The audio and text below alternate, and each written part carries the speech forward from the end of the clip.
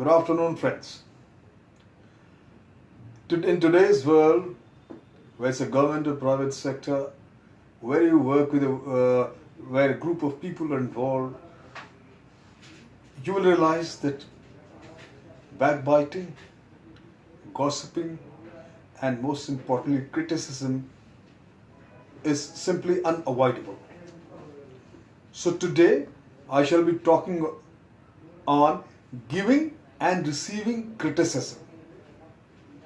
Criticism is an indispensable part of our lives. If we can understand and use it, criticism can empower us to become better human beings.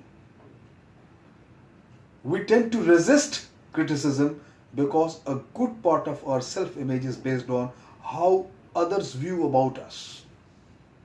People tend to like to hear what is consistent with our own views and values, and to resist ideas contrary to our beliefs or our likings. My friend, criticism implies that we could be wrong, what could be more personal and threatening. It takes an open mind to be able to listen to an opposing view.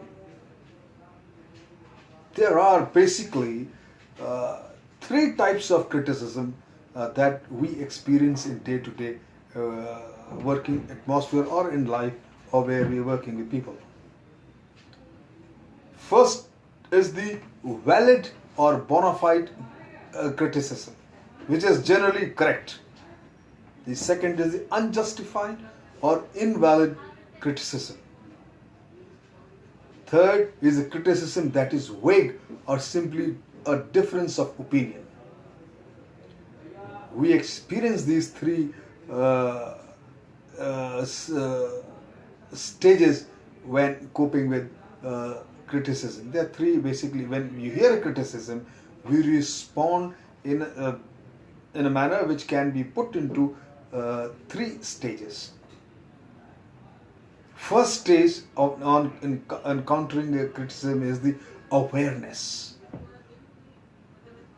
My friends, be aware that criticism is just criticism, and then move quickly to assess its merit, its genuinity.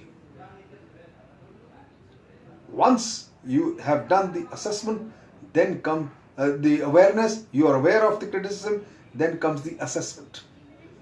Assess how the criticism was delivered, the intentions of the critic, and how valid you believe the criticism to be. Do your impartial assessment of the criticism. And the third part is the action. Decide what action, if any, you want to take with the criticism. Similarly, once you are aware, you have done the assessment, and you now want to act on that criticism, there are certain strategies, certain methods. Action, you call it action strategies. And one of the first and the foremost action strategy is fogging. When faced with unjustified criticism, force yourself to avoid counter criticism or counter manipulating your critique. Use the assertiveness skill called fogging. Fogging is simply calm acknowledgement of the possibility that there may be some truth in the criticism. Secondly, first I said fogging, then second action strategy could be admitting the truth. Admitting the truth is very effective when handling valid criticism. The first thing we must do when handling valid criticism is to accept it as valid, but not fall into exaggerated put downs and negative self talks. Avoid over apologizing or over compensating for your error. The third strategy I say is requesting for specific feedback. Begin focusing on the future instead of brooding or dwelling on the past and the point the critique has offered. Look at the potential solutions instead of thinking about it and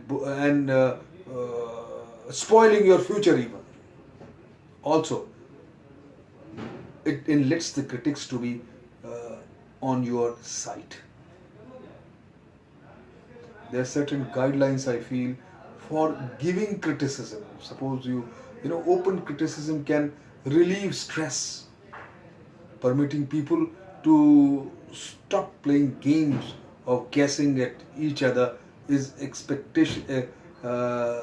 each other's expectations and evaluations of one another. Criticism can improve interpersonal relationships. For honesty promoters,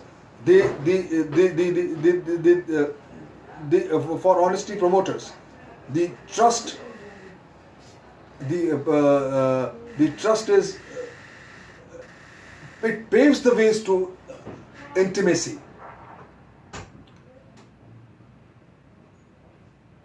Correct.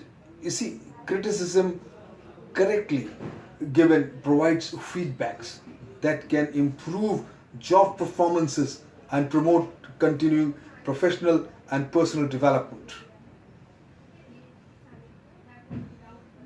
The second thing I would say, set realistic goals and expectations.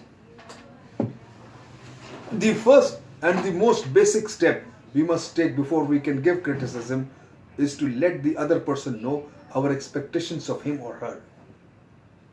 A question every critic must ask himself or herself is, did I set up realistic expectations on which to base my evaluation? My friends, be immediate. Observe the other person's behavior and be prepared to give a positive or a negative feedback. Don't delay, don't keep it. A timely feedback is something like a stitch in time saves 9. And most importantly, my friend, when you give a criticism, be specific. One of the most important steps in giving criticism is to specify your correct action. By opening ourselves to criticism, we can learn how to improve ourselves both personally and professionally.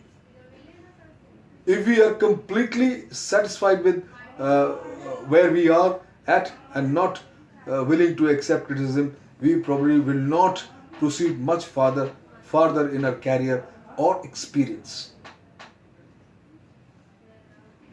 For growth, criticism is essential. And for satisfaction in life, one must accept criticism in a positive manner.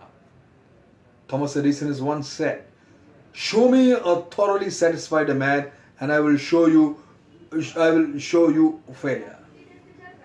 Providing others with honest feedback in the form of criticism can deepen our interpersonal relationships with them and provide us the tool necessary to improve productivity and self-action. My friend, start accepting criticism in a positive manner and start applying corrections, and you will find that you will evolve a better person and more effective and more acceptable person in any team.